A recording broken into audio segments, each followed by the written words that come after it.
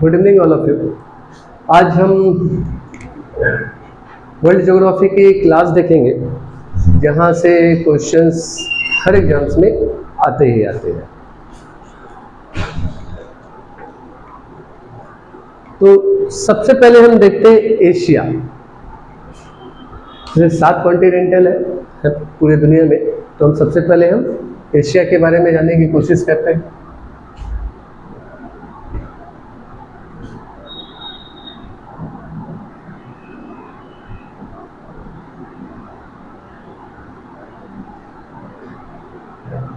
Asia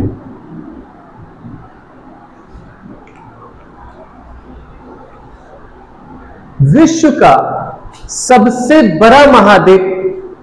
Asia को क्या बोला जाता है? विश्व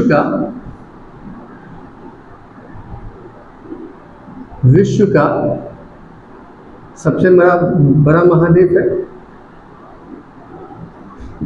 सबसे बड़ा महाद्वीप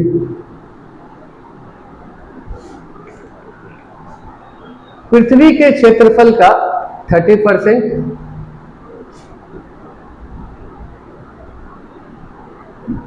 पृथ्वी के क्षेत्रफल का 30% एरिया कवर करता है।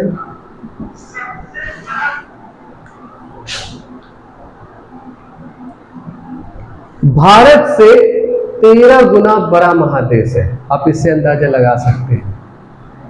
भारत से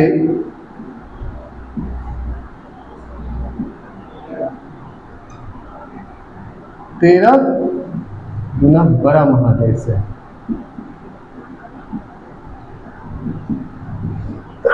सॉरी। तो इससे हमें पता चल रहा है कि भारत जो इतना बड़ा देश है उससे 13 टाइम्स बड़ा है। अगर इसका हम डिटेल्स देखें, यानी विस्तार अगर हम इसका देखें,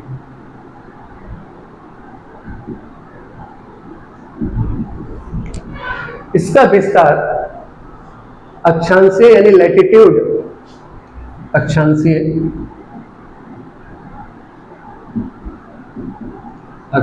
यानी लैटिट्यूड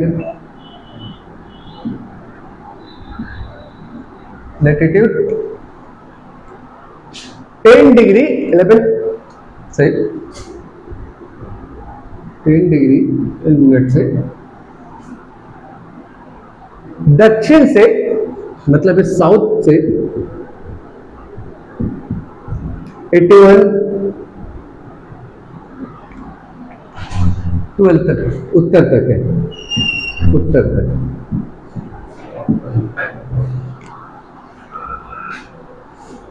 देशांतरीय में आता है। उत्तर तक देशांतरीय।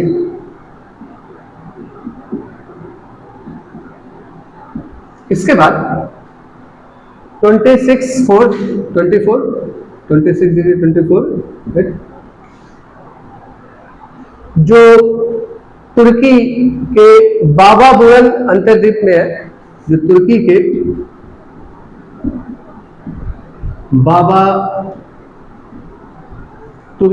के बारे में सबको पता है कि तुर्की में एक जगह है जिसका नाम है बाबा बुर्नो अंतर्द्वीप।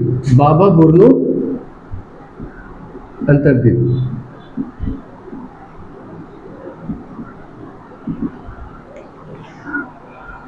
यहां से 169 डिग्री से 169 डिग्री 40 पश्चिम से, मतलब तुर्की के पश्चिम से है। पश्चिम में आपका इसका साइबेरिया के पूर्व अंतर्द्वीप तक फैला हुआ है पूरा इसका विस्तार। साइबेरिया के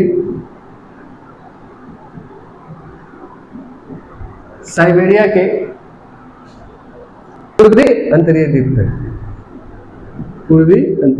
तक।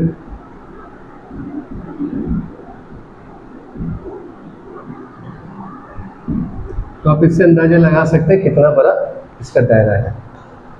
पूर्व की तरफ 180 डिग्री देशांतर को पार करते हैं और ईस्ट की तरफ कितना डिग्री को पार करता है? 180 डिग्री देशांतर को पार करते हैं।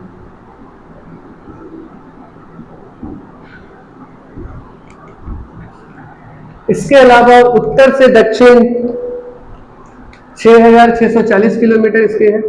उत्तर से दक्षिण 6,640 किलोमीटर। पूर्व से पश्चिम तक,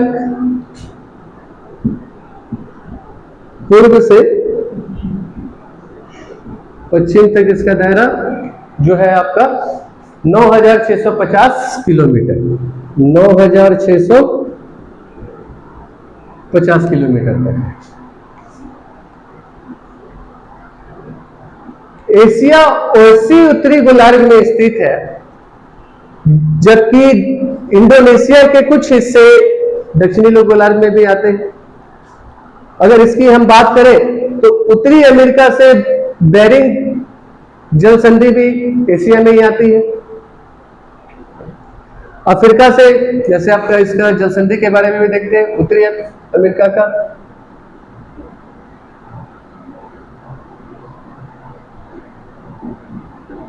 उत्तरी अमेरिका में जो जल संधि हुई है जो है बेरिंग जल संधि। बेरिंग जल संधि कहां से है? उत्तरी अमेरिका से है। बेरिंग जल संधि याद रखिएगा, बेरिंग जल संधि। कभी कोई पूछ देता है क्वेश्चन में, बेरिंग जल संधि जो है किस कॉन्टिनेंट में आता है?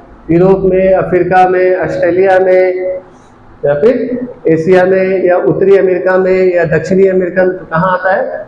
उत्तरी अमेरिका से है। किसका? एशिया का है।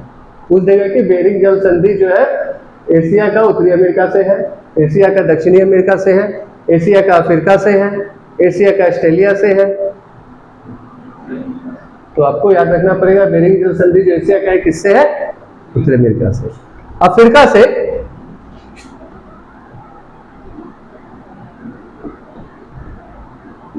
अफ्रीका से कौन सा जल संधि है इसका? लाल सागर व सुएज। नाम सुने होंगे आप लोग, लाल सागर व सुएज।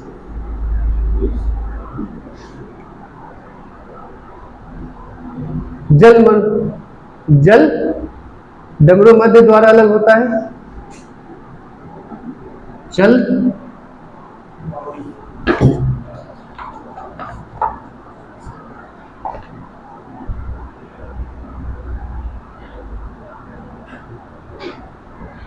मध्य द्वारा अलग होता है, द्वारा अलग हुआ है। एशिया व ऑस्ट्रेलिया के बीच, एशिया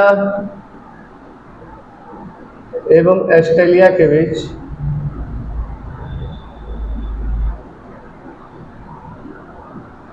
ऑस्ट्रेलिया के मध्य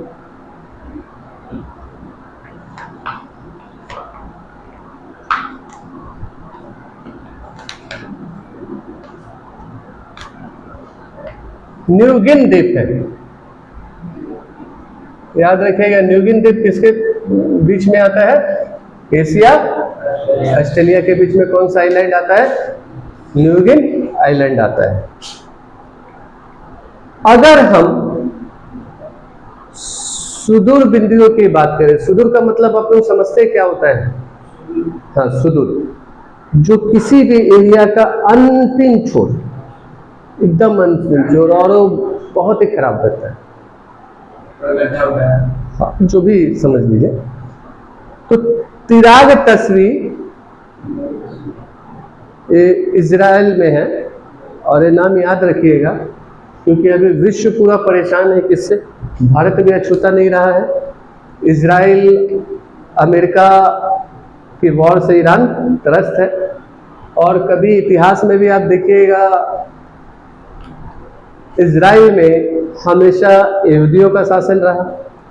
और अगर इतिहास के पन्ने भी, अगर 200 साल का इतिहास का पन्ने अगर मैं ईरान का अगर उठा के इतिहास की अगर मैं बात करूं, तो एक समय में ईरान भी कैसा देश था? यहूदियों का देश था। लेकिन आज वर्तमान 100 सालों का इतिहास अगर उठा के अगर बात करूं, तो वहाँ पर ही इस्लाम का शासन चलता है, और ये लड़ाई उसी की है।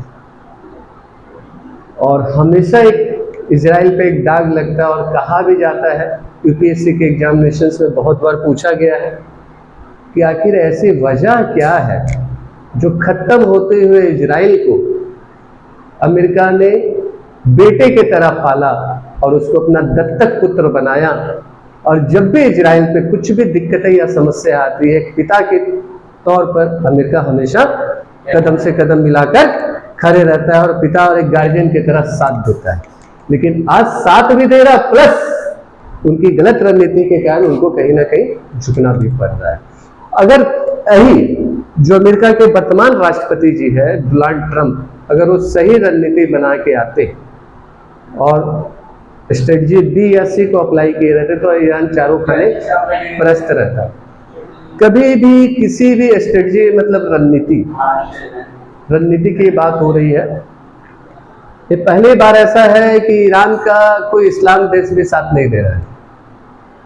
वर्तमान समय में दिखाया जा रहा है कि पाकिस्तान ऐसा आतंकवाद देश जो घोषित रूप से आतंकवाद का खिलौना है वो, और वो सीज फायर लागू करवा दिया। पाकिस्तान की इतनी औकात हो गई।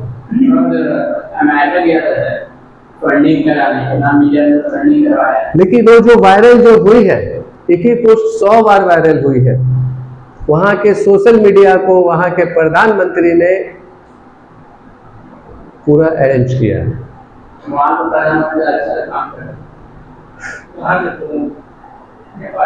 क्या नाम है पाकिस्तान के प्रधानमंत्री का? तो फिर मैं यहाँ पाकिस्तान की बात कर रहा हूँ, आप नेपाल में आ रहे हो। नेपाल से हमारा कोई लेना देना नहीं है, नेपाल हमारा है, था, है और रहेगा। आज के डेट में हम भूटान की अर्थव्यवस्था और नेपाल की अर्थव्यवस्था को हम चलाते हैं, वहाँ की सरकार चलाते हैं, मालदीव की सरकार हम चलाते हैं, बांग्लादेश को भी हम पैसा देते हैं, श्रीलंका को भी हम पैसा देते हैं। तो जब वो इंटरनेशनल की बात है, हम लोग ज्योग्राफी पर हैं, तो कभी भी किसी भी चीज़ में जब आप किसी भी चीज़ की तैयारी कर रहे हैं, आप लोग भी एक वॉर जोन में हो। जरूरी नहीं कि भारत पाकिस्तान का वॉर जोन हो, जैसे सबके सपने रहते हैं जो उसमें सर में जीडी निकालूंगा, इंडियन आर्मी बनूंगा, देश की सेवा करूंगा। लेकिन उनसे जाके पूछो क्या वो गोली खाना चाहते हैं और क्यों खड़े हैं? प्राउड फील है इंडियन आर्मी पे, I proud of you, we are our soldiers. आप हो तो हम है, बस यही है कि कोई भी सबसे ऐसा जोन है 10 दिन 2 दिन अगर नॉर्मल इंसान रहे तो पिघल जाएगा, बर्फ बन जाएगा वहां पर लोग। और वहां पर जो एक बार जिसकी ड्यूटी लग जाती है, समझ लो कि उसकी शरीर का आधा स्किन ही खत्म हो जाता है, ऑक्सीजन की वहां कमी है। तो उनसे जाके पूछो कि आप जॉब करना चाहते हो? जब जॉब में जाने के बाद बोलते नहीं, मुझे अपनी माँ के पास रहना है, मुझे अपने रिश्तेदारों के। लेकिन इस पापी पेट के वजह से करना पड़ता है, और वो करते हैं, देश की सेवा करते हैं, हमारी रक्षा सुरक्षा करते हैं, जिस वजह से हम उन पे गर्व करते हैं और गर्व होना भी चाहिए। तो उसी तरह बात यहाँ क्या, तो हर चीज़ में कोई भी आप है, आप लोग भी एक वॉर जोन में, आप लोग तैयारी कर रहे हो।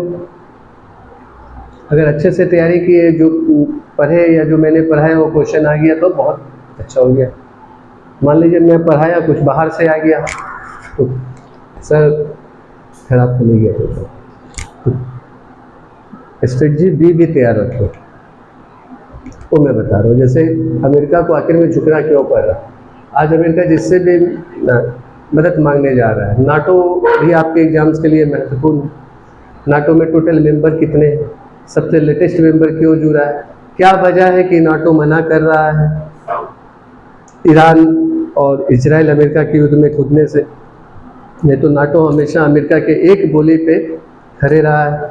ब्रिटेन मना कर रहा है, फ्रांस मना कर रहा है कि हमारी लड़ाई नहीं है, आप हमसे बिना पूछे हुए उस युद्ध में आप कूदे। आप इजराइल को समझाइए। तो एक जियो पॉलिटिक्स है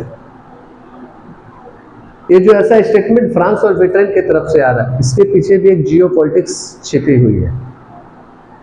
और इस पे बहुत सारे रील्स बन रहे हैं नौसिखिया लोगों के, जिसको पता नहीं है कि आखिर में जियो पॉलिटिक्स होता क्या है। भारत को ये बोलते हैं कि भारत कोई स्टेटमेंट नहीं देता है। अरे भैया, हम क्यों स्टेटमेंट थे उसके? 1971 की बात है, जब हम पे बैन लगाया गया, जब हमें मारने के लिए 7 फीट तो यूनाइटेड स्टेट ऑफ अमेरिका ने भेजा, पूरा पहुंच चुका था, 10 मिनट में ग्लोब से खत्म कर देता इंडिया को, इतनी पावरफुल है।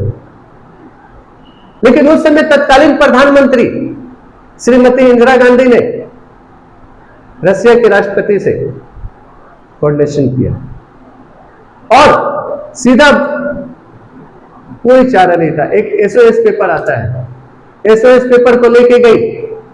एसओएस पेपर का तात्पर्य है कि मैं अपनी देश को आपको गुलाम कर रही हूं, इसकी रक्षा और सुरक्षा आपकी जिम्मेदारी है। लेकिन यहां खेल क्या खेली इंदिरा गांधी, वही ट्विस्ट था। लोगों को, अधिकांश लोगों को यही नहीं पता है। ये पेपर देने से पहले हमें पता है कि हमारे रिलीजन में राखी की भी एक कीमत चुकानी पड़ती है भाइयों को। तो उन्होंने सबसे पहले जाके एक क्या संबंध बनाया वहां के राष्ट्रपति से? संस्कारिक संबंध बनाया।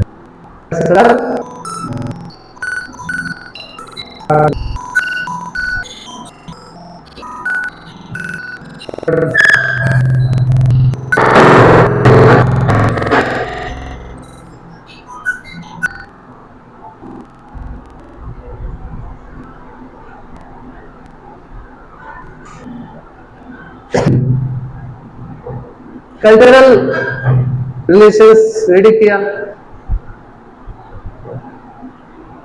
कल्चरल रिलेशंस कैसा? वो जो हम मनाते रक्षाबंधन, उन्होंने वहां के राष्ट्रपति को जाके राखी बांधा, उसके बाद एसओएस पेपर दे दिया। अब रशियन राष्ट्रपति को क्या पता कि इस धागे की कीमत क्या होती है, लेकिन उनके जो असिस्टेंट जो पीए थे उन्होंने उसको समझाई। उन्होंने बस एक ही स्टेटमेंट हमारे श्रीमती पीएम मैडम से कहा, यू कैन गो नाउ, आप जा सकती हो। उनको कुछ समझ में ही नहीं आया, वो सर झुका के इंडिया दिल्ली आ गई। इंडिया दिल्ली आने के बाद समझ में ही नहीं आया, मैं तो सब कुछ शॉक के आ गई, अब क्या होगा। लेकिन जैसे उनका लैंड किया फ्लाइट, उससे पहले ही पीएमओ में फोन आ गया कि Russian army, Russian fighter, Russian weapon के साथ ओशियन में आ रहे हैं, 14 डेज के अंदर इस युद्ध को खत्म करें। और ये बात यूएस को पता चल गई। यूएस को मजबूरी में अपनी 7 फील्ड को पीछे करना पड़ा। अगर वो 7 फील्ड पीछे नहीं करता तो उसी समय थर्ड वर्ल्ड वॉर हो जाता। और इसी का फायदा उठाते हुए तत्कालीन प्रधानमंत्री श्रीमती इंदिरा गांधी जी ने 14 दिन में पूरा खत्म किया। 14 दिन में एक नया देश को बना दिया जिसका नाम है बांग्लादेश, 6 दिसंबर 1971। तब भी यही ईरान हमारे विरोध में करा था। 1976 में जब हमने बुद्ध मुस्कुराए का परमाणु विस्फोट किया, फिर भी हमारे एक सेंसर हम पे अमेरिका लगाया, एक शब्द नहीं बोला ईरान ने।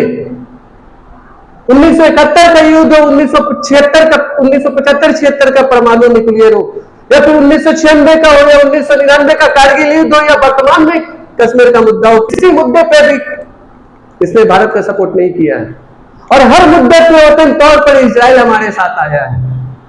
उसने मैप में भी पूरा मैप बना के दिखाया कि कश्मीर भारत का हिस्सा है। तो जियो पॉलिटिक्स इस तरह से होता है। ऐसा नहीं कि हम ईरान का साथ नहीं दे रहे, ईरान के साथ हम जो चारवार कोड जो बना रहे हैं, ईरान, अफगानिस्तान, भारत सब है। अब वो जब चारवार कोड बन जाएगी तो आने वाले समय में जो गैस जो आ रही, गैस पाइपलाइन से जाएगा। आपको कितना लीटर चाहिए, पहले पे कर दीजिए, आपको उतना लीटर का कटर आएगा, उतना लीटर मिल जाएगा। जहां पे जैसे बिल इतना का आता है, नेट पे किए, लाइट कट जाता है। तो पाइपलाइन से सप्लाई हो गया, बन रहा है, 4 देश भागीदार है इसमें। तो चारबाग पोर्ट बंद नहीं हुआ, चारबाग पोर्ट से उतरती है हमारी जो एलपीजी है या गैस है, उसी से उतरती है। तो भी एक एशिया का ही हिस्सा है। हमने मदद की है, हमने विरोध भी नहीं किया है। और आज जितने भी राजनीतिक पार्टी है, जितने भी लोग बोलते हैं कि सरकार नहीं कर रही, तो भाई आप ही की बनाई हुई है। जब हम आजाद हुए, जब हमें मारने के लिए 7th फील्ड भेजा गया, तो उसी समय, उससे पहले ही आपके पिताश्री और भारत के पहले प्रधानमंत्री जी पंडित जवाहरलाल नेहरू ने नॉन अलायंस मूवमेंट, गुट निरपेक्ष आंदोलन की स्थापना किया था। और गुट निरपेक्ष आंदोलन संगठन का उद्देश्य है कि ना हम इधर जाएंगे ना हम उधर जाएंगे, क्योंकि उस समय विश्व की 2 धुरी शक्ति सोवियत संघ रूस और संयुक्त राज्य अमेरिका दुनिया की 2 बड़ी शक्ति थी। अगर हम उधर जाते तो रसिया हमें मारता, अगर रसिया की तरफ जाते तो अमेरिका हमें मारता। तो हमने क्या बनाया, नैन बनाया। और उस समय मार्शल टिटो 3 कंट्री के साथ हमने बनाया, और हमने बोला कि हम किसी के साथ नहीं रहेंगे, ना इधर बोलेंगे ना उधर रहेंगे, हम तटस्थता का सिद्धांत अपनाएंगे। तो आज हम उसी नैन के ही साथ खड़े हैं, ना इधर बोलेंगे ना उधर बोलेंगे। हम एक गुट निरपेक्ष आंदोलन का ही उद्देश्य है। और आज वर्तमान समय में गुट निरपेक्ष आंदोलन में 121 देश मेंबर है। लेकिन विडंबना देखिए कि नाटो में 32 देश होते हुए पावरफुल है, और जहां 121 देश है, वो देश कोई वैल्यू नहीं, कमजोर है। आखिर में क्या वजह है ऐसी कि 32 देश का जो ऑर्गेनाइजेशन है नाटो पावरफुल है, और जो 121 का जो ऑर्गेनाइजेशन से कमजोर है? तो ये सब जियो पॉलिटिक्स है। आज के वर्तमान समय में इंस्टाग्राम यूनिवर्सिटी, फेसबुक यूनिवर्सिटी और व्हाट्सएप यूनिवर्सिटी का ज्ञान लोगों के पास ज्यादा है। इसका ट्रेंड से रील चलता है, स्टेटस लगा देते हैं। मैं भी बहुत बार सोचता हूं कि मैं इश्यू करूं, लेकिन मैं चाहता हूं कि और कुछ हो जाए तो लास्ट में की बात क्लास में लो वजह क्या है, पूरा हिस्टोरिकल बैकग्राउंड से। तो हमेशा जियो पॉलिटिक्स को आप देखिएगा। और ऐसे भी मैं जियो पॉलिटिक्स की क्लास में नहीं ले रहा हूं, मैं ज्योग्राफी की, वर्ल्ड ज्योग्राफी की ले रहा हूं। जब कभी कभी बात आ जाती है तो मैंने आपके साथ शेयर किया। उसी तरह बात है कि जो पश्चिम में, जैसे सूर्य बिंदु की अगर हम बात करें तो पश्चिम साइड में आप देखेंगे बाबा बुरुन कहाँ है, टर्की में है। पूर्व में मिस्र, उजनेवा ये रूस में है। उत्तर में आ जाइए तो मिस्र, आटी, सेक्यू ये आपका रूस में है। दक्षिण में आएंगे तो पुलायो, पनामा, इंडोनेशिया, ये सब इसका सुदूर बिंदु, east west north south. Asia का हाईएस्ट टेम्परेचर चिराग तस्वी में होता है, जो इजराइल में है, जिसमें मैं इतना लेक्चर दे दिया। इजराइल की बात आई थी तो हाईएस्ट टेम्परेचर। और सबसे लोएस्ट -69 डिग्री बरको यासांक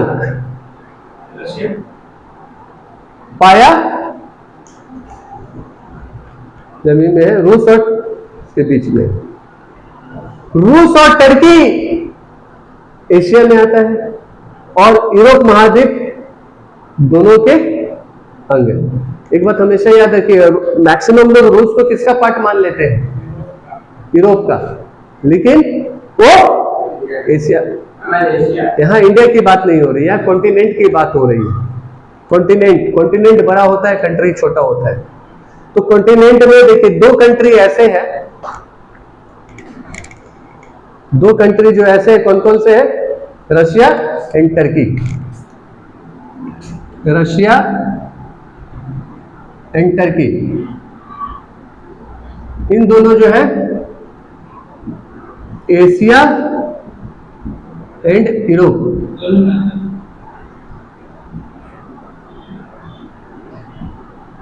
कॉन्टिनेंट दोनों में आते हैं। ये इंपॉर्टेंट है पेपर के लिए। टर्की और रसिया, कुछ भाग यूरोप में भी और कुछ भाग एशिया महाद्वीप में भी आते हैं। ठीक है, अगर एशिया की अगर हम बात करें, एशिया को विषमताओं का महाद्वीप भी कहा जाता है, जिसका मुख्य कारण क्या है? इसका अधिक विस्तृत होना, यानी अधिक बड़ा होना, जिसके कारण भौतिक, मानवीय, आध्यात्मिक, राजनीतिक विषमताएं सामने आती है। देखिएगा, एशिया में ही सबसे ज्यादा विरोधाभास है, कास्टलिज्म है। यूरोप में जाके देखिए, गोरा और काले की लड़ाई है। अगर मैं अपने देश की, हिंदुस्तान की एग्जांपल दूं, तो यहां तो मुझे लगता है कि अपने से नीचे कास्ट खोज लेता है, जबकि भारत का इतिहास है, भारत का जो प्राचीन नाम है आर्यवर्त, भारत खंडे, जम्मू द्वीपे। जब इस समय शासन चलता था तो उस समय जात नहीं हुआ करती थी, उस समय वर्ण व्यवस्था थी। अगर एक माता पिता के 4 बच्चे हैं, अगर एक बड़े बच्चे को अगर सुरक्षा है तो क्षत्रिय है, दूसरे को अगर पूजा पाठ का शौक है तो पुरोहित है, तीसरा बच्चा अगर बिजनेस कर रहा तो वैश्य है, छोटा मोटा काम कर रहा तो शूद्र है। वर्ण व्यवस्था थी। परंतु आडंबर और आडंबर की दुनिया में महाभारत के काल के समय में ही बहुत कुछ बदला गया, कास्टलिज्म आई। भारत तो कभी एक रहा ही नहीं। तो इसी तरह तो ऐसे विषमताएं का है और एक विरोधाभास का हमेशा रहा है। तो राजनीतिक विषमताएं भी हैं, सामने आती है, एवं पर्वत शिखर, घाटियां, शहरे, स्थान के रूप में भी भिन्नताएं देखने को मिलती है। कहीं देखिएगा पर्वत होता है, पहाड़ छोटा है, कहीं पर्वत पहाड़ दोनों को लगेंगे। तो ये सब विषमताएं देखी जाती है एशिया महाद्वीप में। हाँ, वोल्केनो के कारण होता है। अगर एशिया से यूरोप तक अगर हम पर्वत की श्रृंखलाएं देखें तो सबसे पहले हम देखते हैं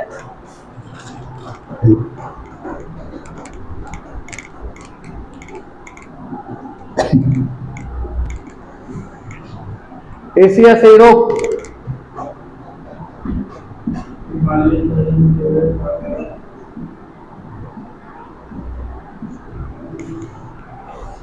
यूराल पर्वत,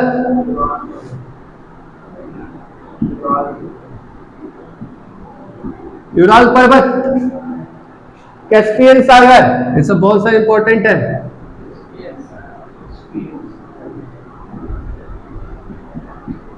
कैस्पियन सागर, काला सागर,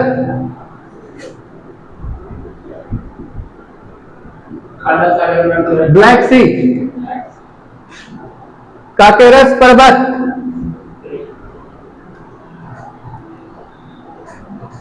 ठीक है।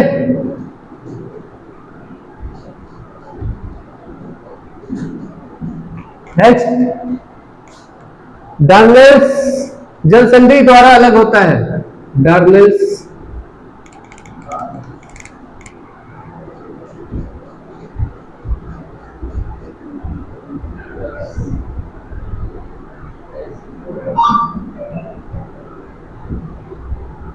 अलग होता है।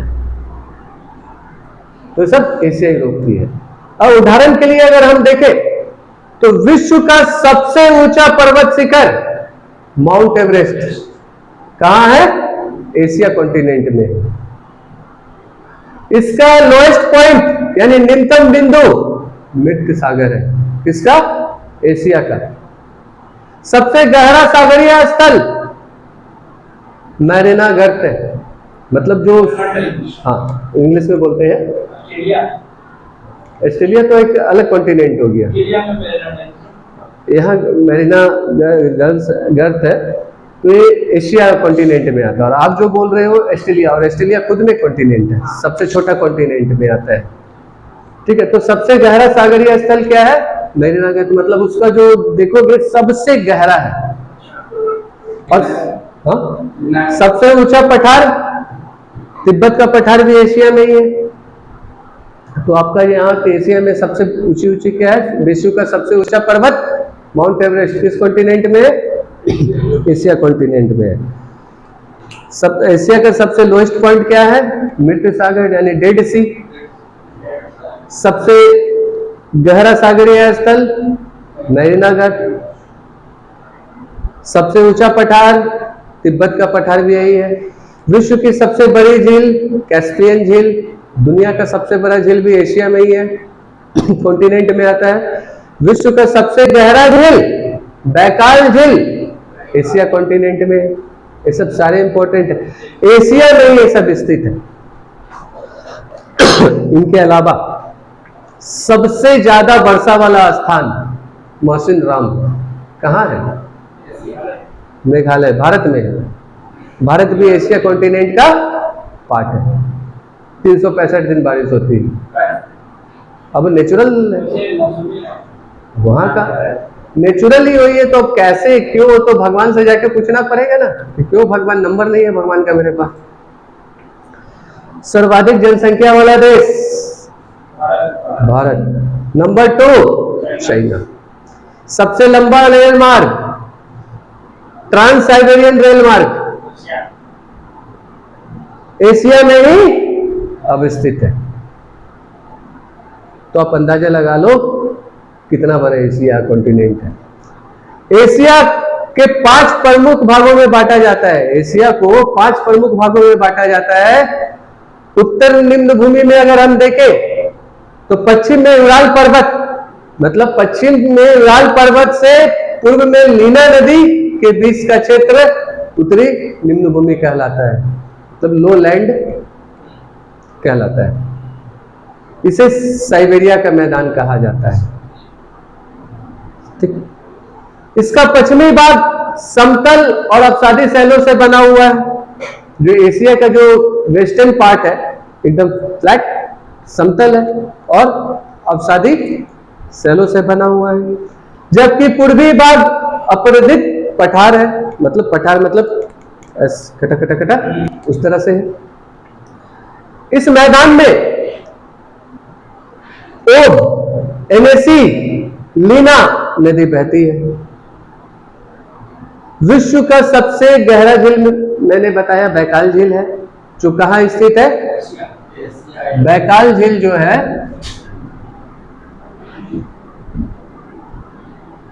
बैकाल लेक्स कहां स्थित है?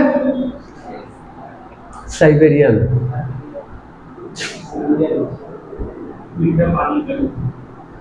हाँ, और इसकी खासियत क्या है बैकाल झील की? क्या खासियत है? विश्व का सबसे गहरा झील है, डेप्थ लेक।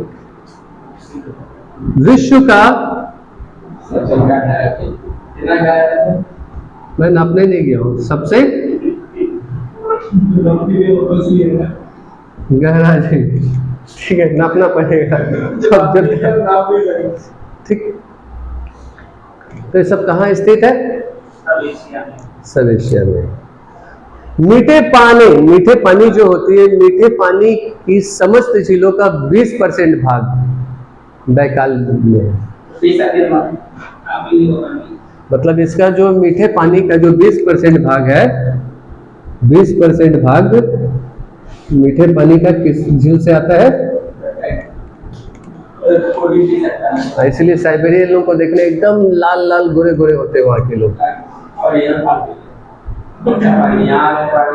यहाँ हम सुनरेखा का पानी पीते। इंसानी खराब हो गया तो पानी नहीं खराब होगा, जितना कूड़ा करकट ये सब वही फेंका जाता है। ये तो सुनरेखा तो बहुत ठीक भी है, दिल्ली के यमुना को जाके देखो। ये जो मेरे आगे के बाल जो उड़े, यमुना नदी का ही देन है। दिल्ली में रहोगे तो सबसे पहले बाल झड़ना स्टार्ट होगा,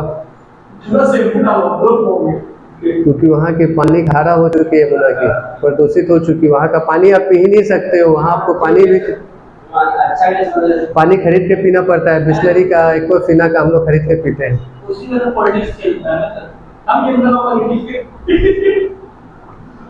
यहाँ पामीर के पठार को संसार का छत्र भी कहा जाता है। संसार का छत्र किसको कहा जाता है?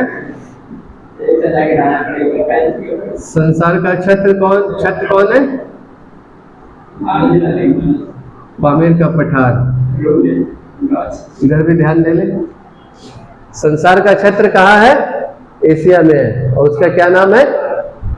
पामीर के पठार को संसार की छत कहा जाता है, जो एशिया कॉन्टिनेंट में ही स्थित है। इसके पश्चिम में हिंदू कोश, मतलब हाँ, वेस्ट में हिंदू कोश पर्वत,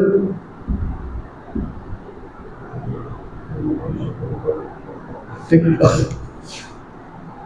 पूर्व में क्यूनल सान पर्वत, क्यूनल साल पर्वत, उत्तर में नियन सान, दक्षिण पूर्व में काराकोरम और वह हिमालय। मतलब साउथ वेस्ट में बोले तो साउथ ईस्ट हो जाएगा। साउथ ईस्ट में काराकोरम, काराकोरम और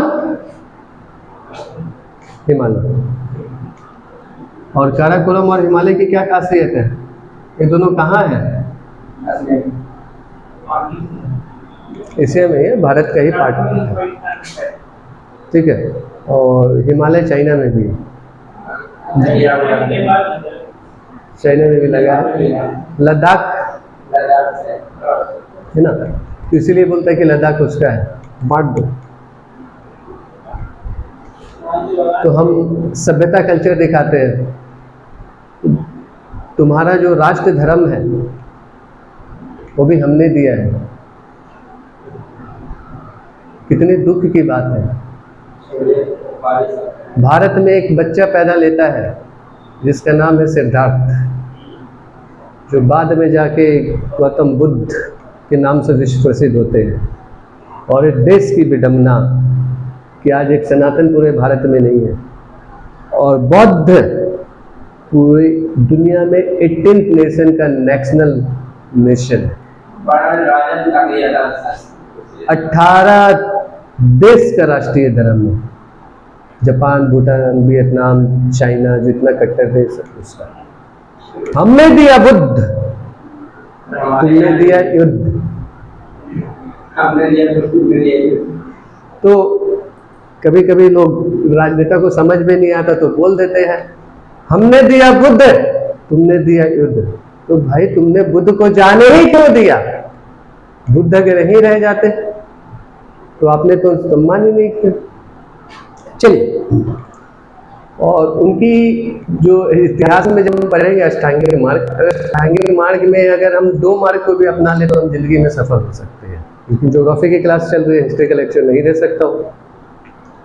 तो मैंने बताया हिंदू कोश से पर्वत श्रेणियां जो है, इसकी माउंटेन रेंज जो आती है उत्तर से दक्षिण तक विस्तृत है।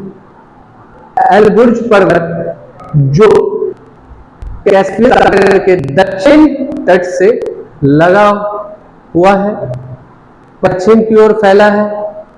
इसके अलावा उत्तरी यूरोप में भी आता है। जैग्रोस पर्वत जो अरब सागर से फारस की खाड़ी तक है, दक्षिणी समूह में आता है। ये ईरान के पठार के चारों ओर स्थित है। तो अब सवाल यह है कि अभी आया हुआ है, अब लोग बोलते हैं कि सर क्वेश्चंस बनते कैसे हैं। तो मैंने हमेशा एक चीज कहा है कि देश और दुनिया पे नजर बना के रखे और ट्रेडिशंस में वहां से क्वेश्चन 100% बने।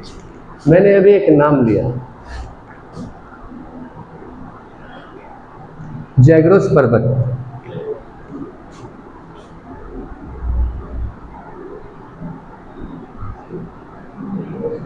अब लोग बोलेंगे सर तो समझे सुने नहीं, वर्ल्ड ज्योग्राफी में पढ़ा लेकिन हमको पता ही नहीं कि जैग्रोस पर्वत क्या है।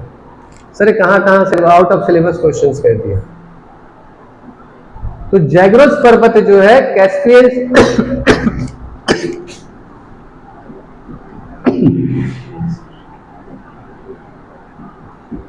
कैस्पियन सागर के दक्षिणी तट से संलग्न है, लगा हुआ है। अब मैं इसलिए आपको लिख के बता रहा हूं क्योंकि इंपॉर्टेंट है। क्यों इंपॉर्टेंट हो जाएगा एग्जाम के लिए? ईरान का वॉर, ईरान, इजराइल, अमेरिका, हाँ, तो वर्ल्ड ज्योग्राफी को अगर आपको पढ़ना है तो आप फोकस कीजिएगा ईरान में कौन कौन से माउंटेन है, कौन कौन से तीर्थ स्थल है, इजराइल में भी वही देखिएगा, यूएस में भी वही देखिए, कौन से भूकंप है, सब ज्वालामुखी सब आए। अब हम इंडिया पढ़ने लगे, बड़े बड़े दुनिया के बारे में पढ़ने लगे ना। सक्सेस होने के लिए ना शॉर्ट ट्रिक भी है, स्मार्टनेस। तो इन तीनों का ज्योग्राफिकल कंडीशंस देखिएगा। तो मैंने कहा इस दक्षिणी तट से संलग्न होकर पश्चिम की ओर फैला है, से संलग्न होकर पश्चिम तक फैला है। जो अरब सागर की खाड़ी तक स्थित है, कहां तक स्थित है? अरब सागर की खाड़ी तक।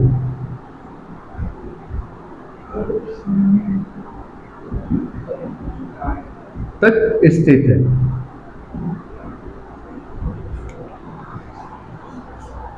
ये बताने का मेरा मकसद है क्योंकि ये इस बार के लिए इंपॉर्टेंट है किसी भी एग्जामिनेशंस के लिए। और ये कहाँ स्थित है? ईरान के पठारों के चारों ओर स्थित है। ईरान के पठारों के चारों ओर। शॉर्ट कर देता हूं ना। अब आपसे सीधा सीधे पूछेगा जैग्रोस पर्वत कहाँ स्थित है? ईरान में, इजराइल में, रसिया में, मंगोलिया में। हो गया? या फिर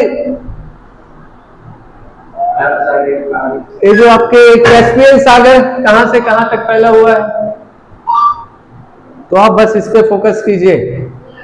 चारों ईरान के चारों, या तो पूछ देगा ईरान के चारों कौन सा पर्वत स्थित है? हिमालय पर्वत, तिब्बत का पठार, जैग्रोस पर्वत, या किसी एक और का नाम दे देगा। इसलिए मेरा ये कि इसको मैंने लिखा इसलिए क्योंकि इस बार के एग्जाम के लिए चाहे जीडी हो या यूपीएससी हो, यूपीएससी में कॉन्सेप्ट बेस्ड क्वेश्चन पूछा जाता है, अप्लाइड क्वेश्चंस पूछा जाता है। तो उसमें कॉन्सेप्ट और अप्लाइड पूछेंगे और आपसे सीधा फैक्ट पूछेंगे, तो ये इंपॉर्टेंट है। ठीक, चलिए। पश्चिम में इन दोनों पर्वत श्रेणियों का मिलन जो होता है माउंट अरावत पर होता है ना, अरावली पे होता है। ठीक, अरावली नहीं, अरारत पे होता है। तो ये जो यहां देखिएगा एक जगह है अनातोलिया का पठार। अनातोलिया का पठार, अनातोलिया का पठार, ये सब उटपटांग नाम है, पहली बार सुन रहे होंगे आप लोग क्योंकि हम देश दुनिया के बारे में पढ़ रहे हैं। तो अनातोलिया का पठार प्राचीन शैलों से निर्मित है। प्राचीन बोले तो बहुत पुराने, जो माउंट अरारत, अरावली नहीं, माउंट अरारत के पश्चिम साइड में है। सॉरी, पामीर के पठार के दक्षिण पूर्व में, जो हमारा पामीर का पठार है उसके साउथ ईस्ट में हिमालय और काराकोरम रेंज फैली हुई है। मतलब ये जो पामीर का जो पठार है, पामीर का पठार का यहां पर ही आप देखिएगा, इसके साउथ ईस्ट एरिया में, इसका जो साउथ ईस्ट एरिया है, कौन सा रेंज फैला हुआ है?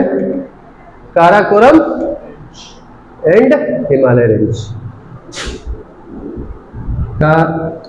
Karakoram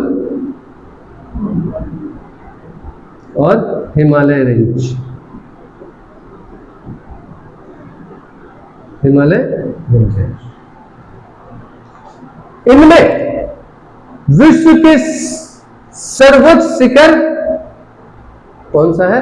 mount Everest. Mount Everest किस रेंज में है? हिमालय रेंज पे। ये भी क्वेश्चन इंपॉर्टेंट है।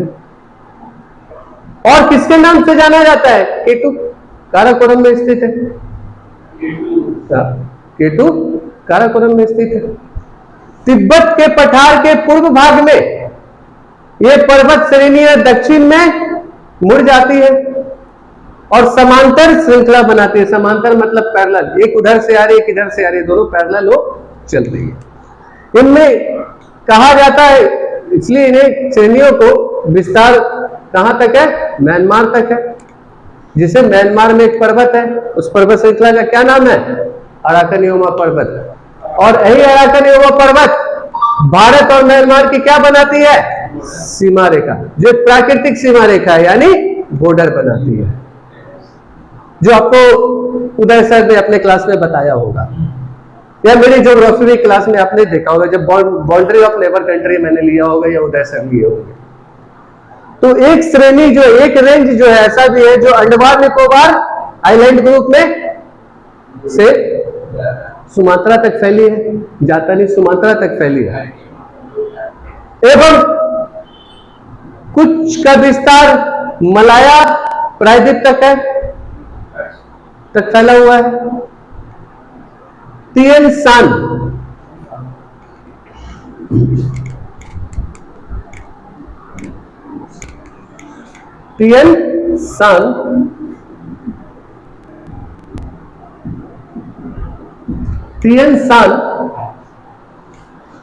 और साइबेरियाई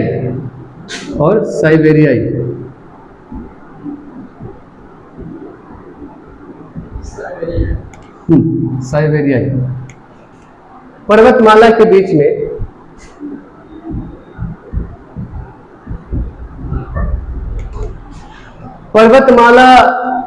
या मध्य में कई प्राचीन वलित पर्वत है।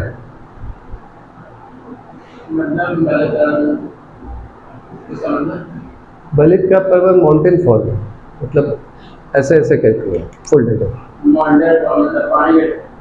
पानी पुराना टाइप का है, प्राचीन से वलित पर्वत से पठारों से मान हुआ है।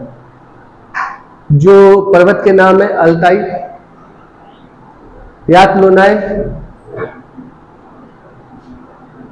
एस्टोनोवाई रेंज की पहाड़ियां भी यहाँ है। यहाँ तारिम बेसिन और गोबी के ठंडे मरुस्थल भी है। पर्वतीय पट्टी के दक्षिण में एशिया के पठार की भी स्थिति है। और ये पठार किससे बने हुए हैं? प्राचीन शैलों से बने हुए। प्राचीन मतलब पुराने, बहुत पुराने, आदिकाल के। अब एशिया में क्या क्या स्थित है तो देख लेते हैं एक बार। अरब का पठार, प्रायद्वीप, भारत का पठार, हिंद चीन का पठार। इन पठारों में उपजाऊ नदियों की घाटी भी स्थिति है, मतलब जो नदी की जो घाटी होती है मेन उपजाऊ इसी पठारों में स्थित है, जैसे गंगा, ब्रह्मपुत्रा, दजला फरात, इरावती, मेकियांग, सिकियांग, वेंगंग, ये सब हमारे यहाँ के नहीं है। नाम से ही आपको पता चल रहा होगा, कुछ चाइना के और कुछ तिब्बत के है। गंगा, ब्रह्मपुत्र, भारत के। दजला फरात में बेबीलोन का नाम आप इतिहास में सुने होंगे। सिकंदर कहां से आया था? बेबीलोन 326 ईस्वी पूर्व में आया, ग्रीस। पाकिस्तान में सिंधु सभ्यता का विकास हुआ था। ये उपजाऊ वहां तक फैला हुआ है, मतलब इसके मैदान जो बने हैं नदियों के। और विश्व के सघन क्षेत्र, मतलब जो जंगल झाड़ भी है, सबसे सघन क्षेत्र भी यहाँ बसे हुए हैं। नेक्स्ट क्लास में हम लोग एशिया के प्रमुख नदियां देखेंगे घटते क्रम में। हिंद महासागर में गिरने वाली नदियां देखेंगे, म्यांमार की नदियां, एशिया के प्रमुख नदियां घटते क्रम में देखेंगे।